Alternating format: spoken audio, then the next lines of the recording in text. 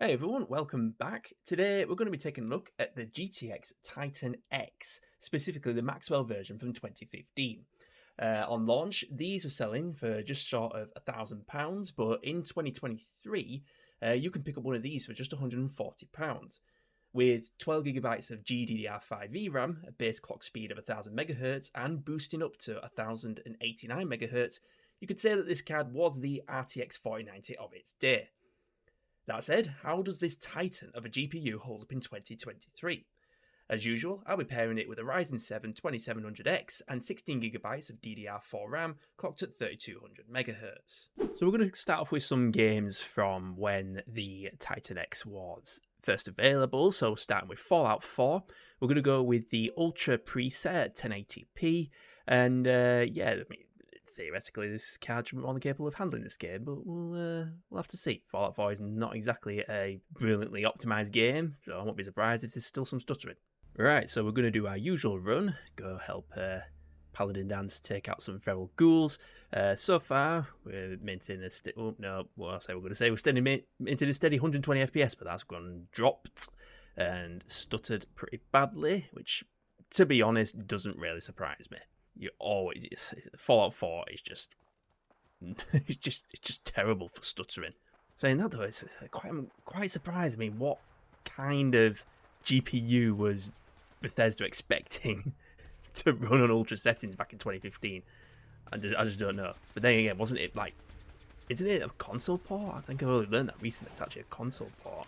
But anyway, oops. Don't want to be in for dance. So yeah, I mean, we're still averaging like 87 FPS, which is fine, but yeah, maybe ultra settings not the ideal preset. Maybe high settings would be a bit more steady on the percentile lows. Get him in the leg. Can't walk. It's all right.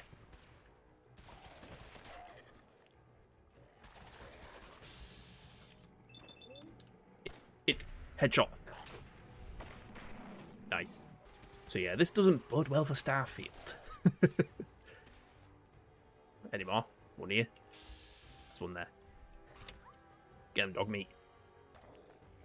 We're done? And we're done. So yeah, that's Fallout 4.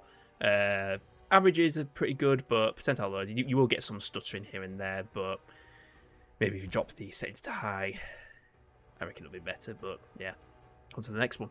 Okay, GTA 5 now. What I've decided to do is just crank everything up to the max at 1080p. So, yeah, everything's set to pretty much very high settings where possible. And looky here, we're getting 115 FPS. Yeah, this is looking pretty smooth. We're in DirectX 11 mode as well. I don't want a bike, I want a car. Let's go grab a car. Get the car. That dude driving barefoot. Right, so yeah. What else is it to say? This is running absolutely perfectly. Dang it. Let's go see if there's we dropped to under 100 FPS there. We try somewhere a bit more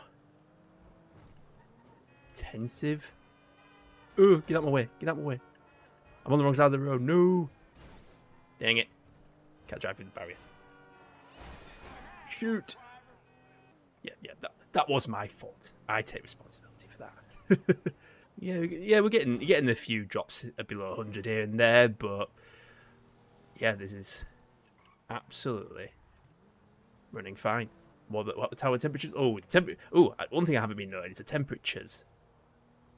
We're getting above 80 degrees Celsius. I put some fresh thermal paste on this card as well, so I guess this card just runs naturally hot. We're not even maxing it out. So maybe if we like run it, I wonder how well it'll fare at like 1440p. Let's try that. Let's do it at 1440p. See if we can bump the cards at usage up. Right, we're now running this at 1440p, and we're still getting just short of 100 FPS. That is pretty good. Makes me wonder how it'll cope at 4K. I mean, we're not even using we're only using, what, a third of the VRAM? 4.6 gigabytes of VRAM being used. Although we're nearly maxing it out, 97%, that's better. So yeah, you can comfortably run GTA 5 at 1440p. The max settings, yeah, I don't know why this is. This shouldn't surprise me. This is how a game from 2015 should run on the most powerful card available at the time. It shouldn't be a surprise. I don't know where I'm going.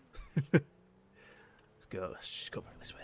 I mean, even the percentile lows, there's no stuttering. The frame time graph's looking pretty good. So obviously we're not being thermal throttled. We're running at 84 degrees Celsius, which is fine. I mean, I say it's fine. I guess for this card, sort of card, it'll be fine. You know what? Let's see what happens at 4K.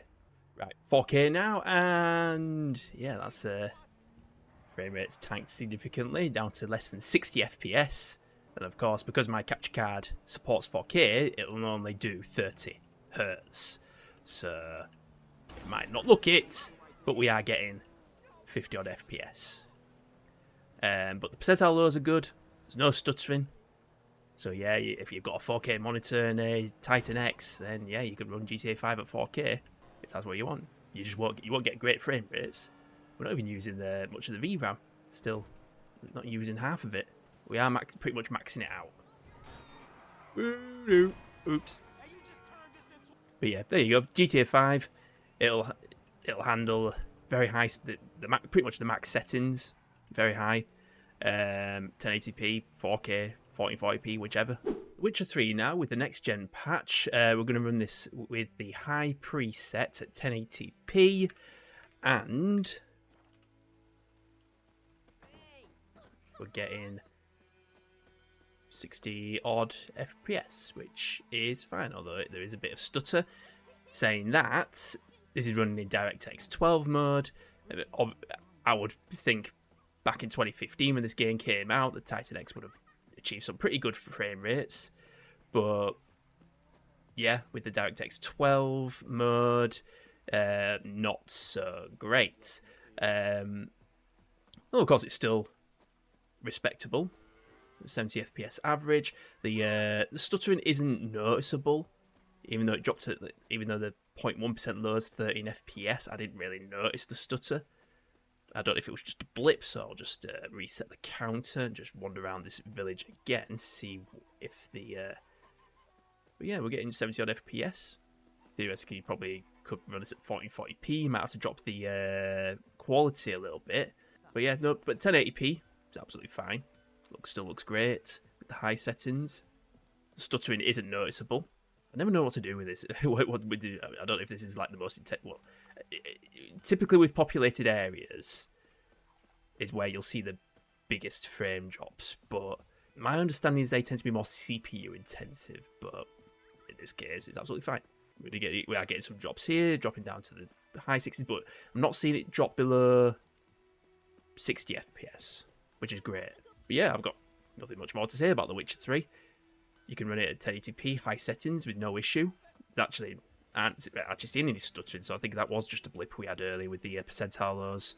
But yeah, if you could probably run it in DirectX 11 mode, get a bit of better performance, but DirectX 12 mode is absolutely fine. We're going to move on to some more modern games now. Here's Doom Eternal. Now, what I'm thinking is, because of how well optimized Doom Eternal is, I reckon that the Titan X would handle this game fine at 1440p. So we'll do that, and we'll also use I think we'll use the high preset for now, just to see if it'll cope. So, at 1440p, we're getting 70 odd FPS. We're jumping up, going up into 80. That's not bad. I mean, I tested this out at 1080p Ultra Nightmare, and we're getting similar frame rates there. And to be honest, between Ultra Nightmare and high set presets, I don't really see a difference in the quality.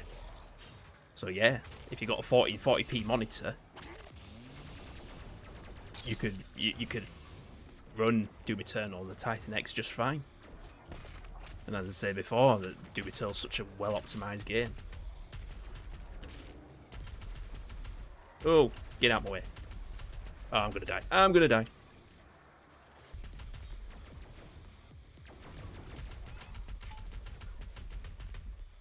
Come on, just die already. Take a chainsaw. Get out of here. Oh, God. Yes, got him.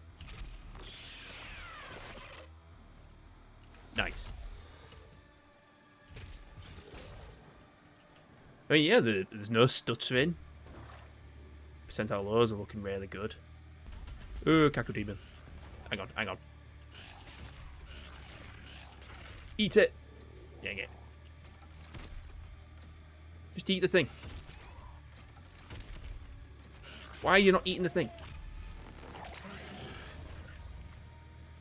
Nice. I'm going to try and make it to the next checkpoint. Ooh, what's that?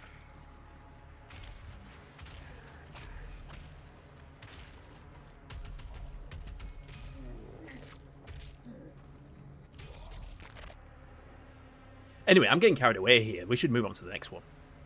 But Doom Eternal runs absolutely great. 1440p high settings. No issues there.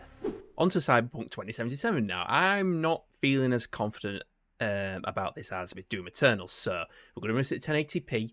We're going to run it with the lower preset. And we'll try it without any upscaling for now. So FSR off. And... start counting frames. We're getting about 60 odd FPS, but that's with low settings. I mean, this looks so far so good. No, it seems pretty stable. No stuttering. Input lag. It feels like there's a bit of input lag whilst driving, but it's nothing like, you know, with lower end hardware that we've experienced in the past. But yeah, it seems okay. It's a shame that, you know, we're achieving 60 FPS at the lowest settings, but that's without any upscaling though. If we turn FSR on, it would probably get better frame rates, but you know, it's as with FSR, you know, as we all know, FSR doesn't really do much for quality wise. It can make it look absolute crap. So you're even better off just running it without any upscaling. This is where it gets a bit more intensive. In this tunnel here, we've seen it drop to like 55, 54. Actually, no, it's not too bad. Going back up to his 60s again. I think there's a pretty good. There's a lot going on here in terms of you know, buildings and such, and all the flashy adverts. I mean, yeah, the percentile lows are okay. You probably will see the odd stutter in there, but from what I can see, it's been running pretty okay so far. But I think what we'll do is we'll turn on FSR, probably set it to balance and just see what kind of impact that has. I reckon it's not going to have much of an impact on the average FPS, but might improve stability.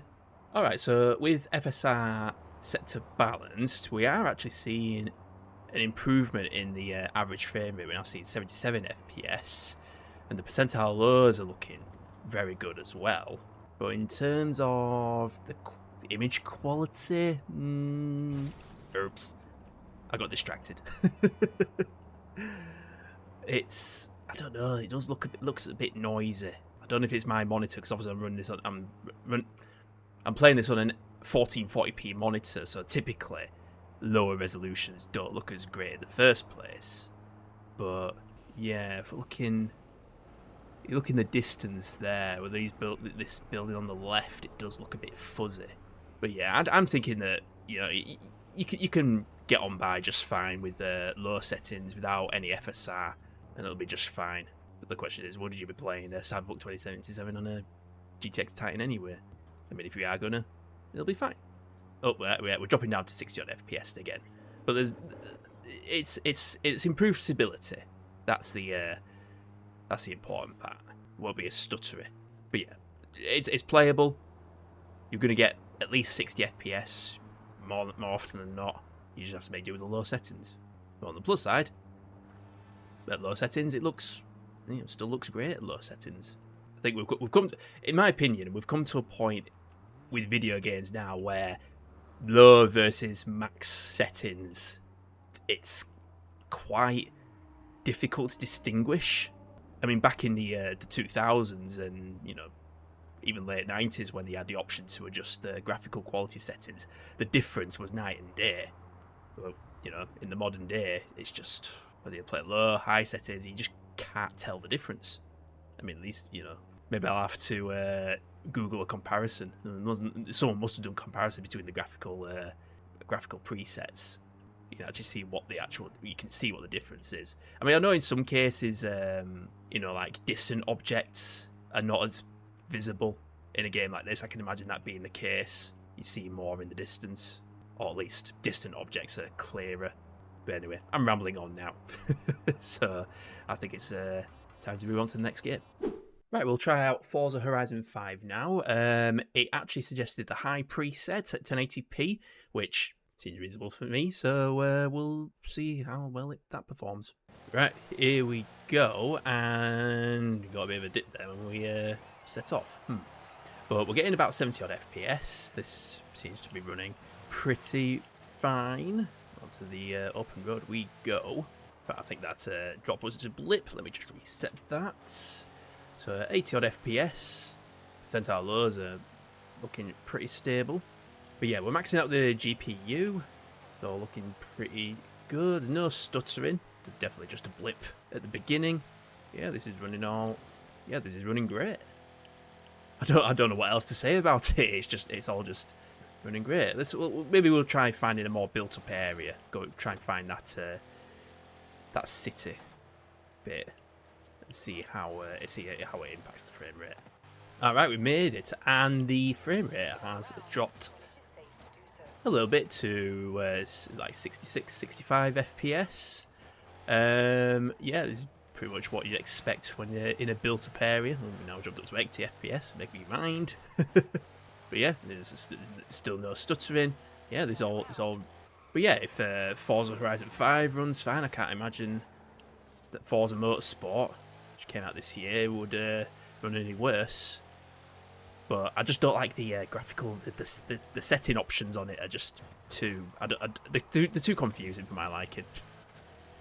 Just give me a preset. Don't all this render rubbish. I don't understand it. It's just all auto.